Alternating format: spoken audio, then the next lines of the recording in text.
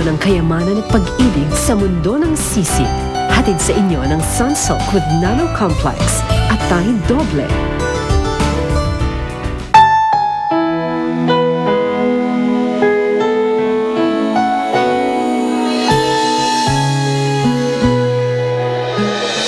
Ayoko ng resort na yon. Pambulag lang sa mga taga rito yon. So una, kunwari, sa ikabubuti natin dito. Pero sa totoo lang, kapag nakamkam na nila lupa, paalisin din tayo ng mga yon. Si Jamil ang nakakaalam kung saan naroon ang perlante, di ba? Eh, malaking pag-asa na alam din ng anak niya kung saan naroon to. Iniisip mo bang hayaan natin mapalapit si Sig kay Eden? At hayaan isipin ni Eden na mapagkakatiwalaan niya si Sig. Pag nagkataon, ipagkakatiwala din niya sa anak natin kung nasan ang perlante. Itinakas ko lang po si Eden. Gusto lang kasi ipahita sa kanya yung plano namin sa resort. Gusto ko yan para sa isla. Talaga po? Pero ang sabi nila tatay... Ikaw naman yung tatay mo masyadong matampuhin at maramdamin. Ibig niyo pong sabihin, di na po kayo galit sa kanila? Wala na sa akin yun. Para sa akin, tapos na yun. Napatawad ko na sila. Magandang araw ho, Tay. Ahmed, nakita mo na ba si Eden? Ang sabi po ni Aling Ising, hindi naman daw po nagpunta sa kanila eh. Eh, hinanap ko na rin po kung san-san. Hindi ko rin po makita.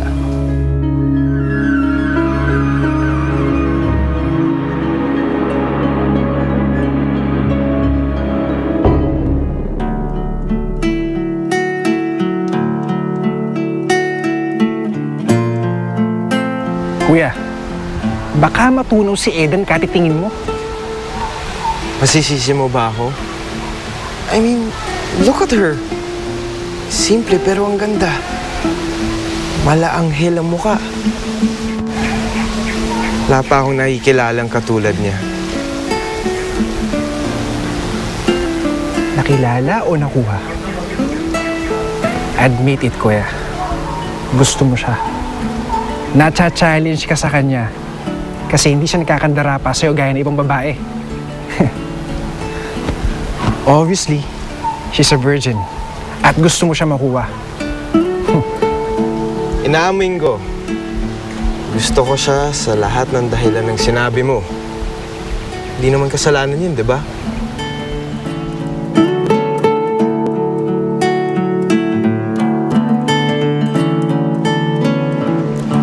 Sabi sa'yo, okay si mama eh. Hindi ko nga alam kung bakit sinasabi nila na yung tungkol sa kanya. Baka nga dahil galit pa ang tatay mo sa kanya. Pero huwag kang mag-alala. Ang importante, nakilala mo na siya. Mali mo, magawa natin ng paraan para magkabati ulit sila. Yan. Dapat lagi kang nakangiti. Hindi kasi bagay sa'yo yung nakasimangot. Siguro hindi ka pinapangiti ng boyfriend mo. Nako, baka hinahanap na ako nun ngayon, pati nila inay. Kasi kailangan ko na umalis.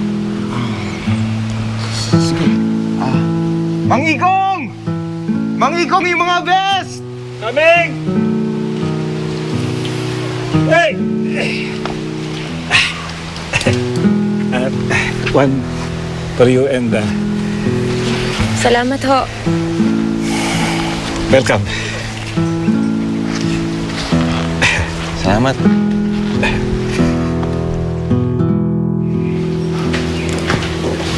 Hi, hon. Hello.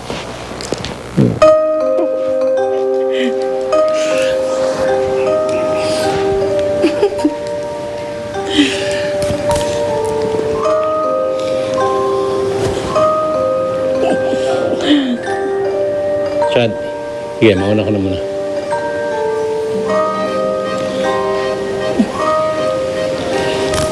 Oh, Han. Ano ba yung urgent matter na gusto mong pag-usapan? Meron kami naasikasong importante, yung perlante. Ay, naku, Han. Yung anak mo, kung ano-ano pinapangako kay Eden, kung pwede ba, manduhan mo? Okay. Ako nang bahala kay Sig. Pero hindi ko siya paalisin muna. Kailangan ko pa siya rito.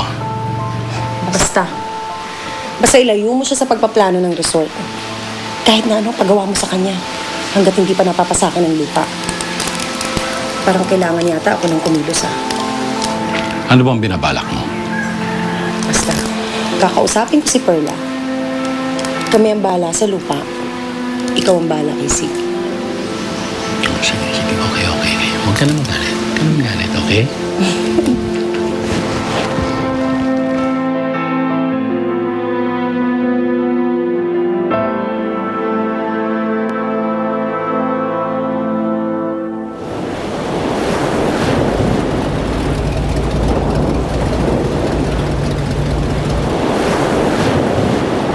Sig, ano nangyari? Teka, Kailangan ko nang umuwi. nag-start eh. Ha? Paano yan? Hahanapin ako sa amin. Pasensya na, pero kailangan natin maghintay.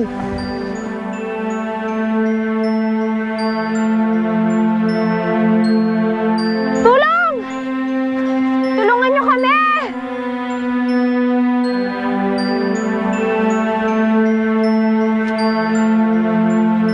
Tulong!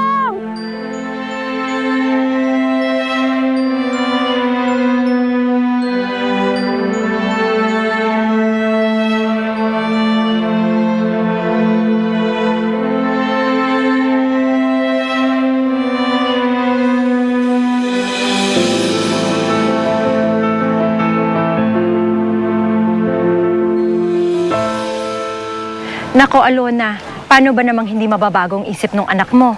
Palaging kinakalantarya nito ni Eden. Nakita nga sila ni Frida Pasikretong nagkikita. Aba, baka ako pang maisa niyang anak ni Alicia. Anyway, kamusta na yung mga lupa? Marami na bang nabenta? May ilan na rin nadagdag pero maraming ayaw kumagat nun sa alok nyo Maraming ayaw.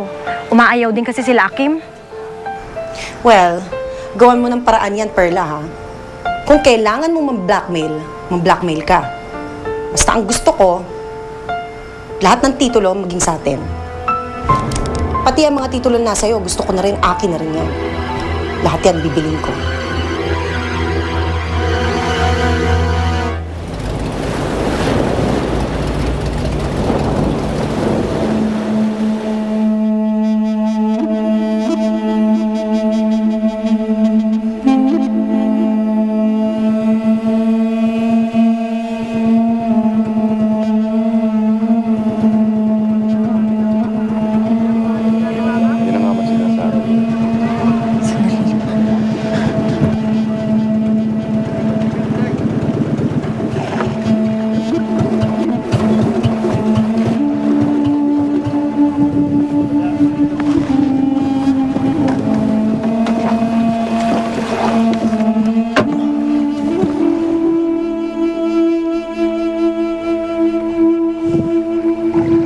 Eden! Halika nga dito. Nay, Anong ibig sabihin nito, ha? Saan ka ba nanggaling? Huwag mong sabihin kasama mo yung lalaking yan. Ako na lang po magpapaliwanag. Pare, hanggang dito ka na lang. Wala na ng gulong ginagawa mo